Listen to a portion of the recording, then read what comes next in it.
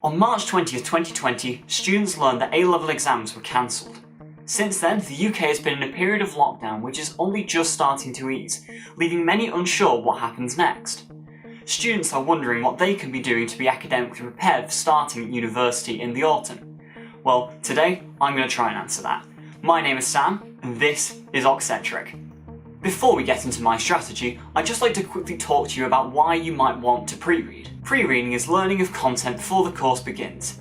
It aims to fill in any gaps in your essential knowledge before you start. Primarily, it should save you time once you start at university.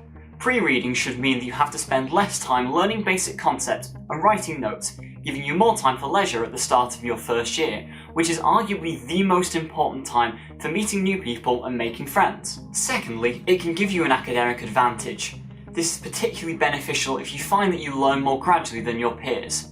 Pre-reading gives your brain more time to digest what you've learned and helps to prevent information overload. Thirdly, it can help you to develop the independent learning skills that you will need for university. Whilst many sixth forms encourage independence, they generally have a less self-motivated style of learning than at university.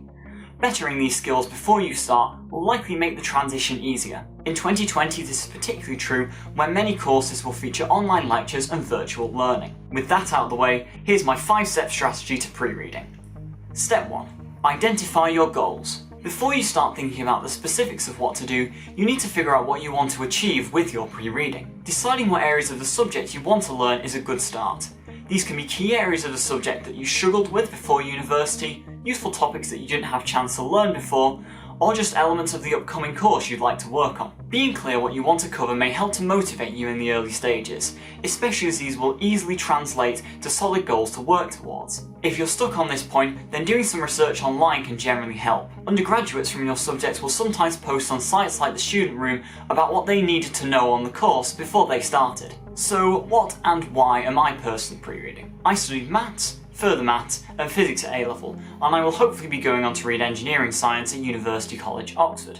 I've literally made a whole YouTube channel about it. I'm actually screwed if I don't get the grades. My sixth form did not offer the further maths mechanics modules that I knew I would need on the first year of my course, so I wanted to learn and consolidate these before moving on to other elements. Also, over lockdown, I found I had a lot of free time and wanted to keep up academics over the longest break I've ever had from full-time education. Step 2. Find a syllabus. A syllabus would be any full description of what you'd be covering on the course. A syllabus can help you narrow your ideas down to exact topics, but also supplement them if you find new areas that you might want to look at. Ideally, the syllabus of your first choice course would be best to help you figure this out. Many universities will have these on their websites. If your first choice doesn't publish a syllabus or only publishes a very vague one, I'd recommend looking online for the courses that are most similar to yours and seeing if they will offer one. In my case, I looked at Oxford's engineering department syllabus and found that it wasn't very detailed, so I looked at the Cambridge website and found they had a syllabus which was much more detailed and generally quite useful. Because they're similar institutions and very similar courses, this was an ideal match. First year content, obviously, is the main area of interest when you pre-read. Again, a little research online will probably prove useful in deciding which look most achievable to learn on your own and which are most of interest to you. Step 3. Get some resources. You now have a selection of exact topics you'd like to learn. Great! Now you need to find some resources. Sometimes alongside a syllabus, you will find a recommended reading list. These can prove highly useful in your search for resources, as they are the exact books that you may need once you start on the course. For STEM students, textbooks can be useful to acquire, new or used. However, this can be quite costly. For example, Advanced Engineering Mathematics, this absolute unit, cost me £50 to buy, which is quite expensive. However, since I know for certain I will need this book on the first year of my course, I think it was probably worth it. Honestly, just look at the size of this lad. This bad boy can fit so much knowledge in it. As an alternative, look for online PDF versions of books, or generally online resources. YouTube, for example, does have a surprising wealth of good educational content.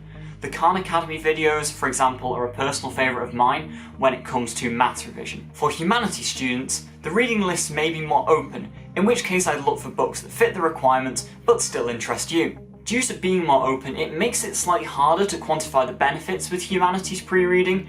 However, in my opinion, anything that's developing your skills is certainly useful. As an additional tip, Ebooks are often cheaper than paperback versions, so look into these, but also if you have a local library you think may have the book, definitely get in contact with them. Step 4.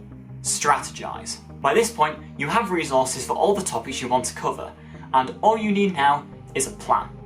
Having a structured approach to your pre-reading will make it easier to stay motivated and make good progress. Firstly, I'd advise you to think about the long-term benefits. You're not cramming for an exam in a week's time. You're trying to learn content for likely months later, so you want to make sure what you're doing now is as useful as possible. Planning how you're going to approach remembering what you've learnt is also a good idea. I personally am making cheat sheets that include key formulae and methods for each topic, alongside creating documents that discuss the major approaches for each type of problem. I know that I personally need routine to keep me going, and I'm generally most motivated to work in the morning. For that reason, I've been doing my pre-reading for a couple of hours in the morning before doing something else in the afternoon. Some people like to have their work hours be more flexible and work when they're most motivated, which is also cool and good, as long as you are getting through the content that you want to. As a last piece of advice, getting to work early and taking it slow is the way to go. I know I would have been a lot less thorough with my pre-reading if I tried to rush it, so if you're watching this in summer 2020, I recommend getting started quite soon, or if you're watching this in a normal year, I recommend getting going not too long after the exams finish. Step 5. Do it. Now comes the hard part. So you have your plan, you have your goals, now you have to stick to it. If all has worked well, you will have remained mentally active, learned additional content, and produce useful notes that will give you an edge once your course starts. Much like a New Year's resolution, I think you're more likely to stick to pre-reading if you tell people about it, whether that be friends, family, or random strangers on the internet. So, that concludes my strategy for pre-reading.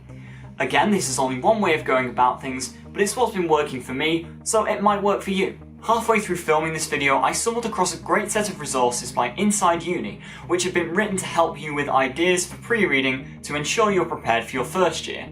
Now, these have been written by and for Cambridge students.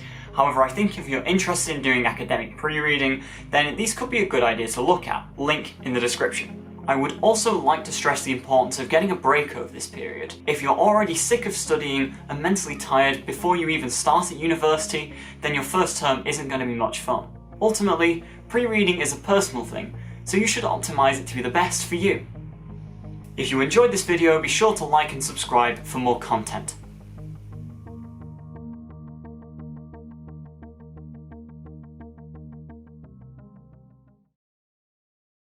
The universe just does not want me to film good videos.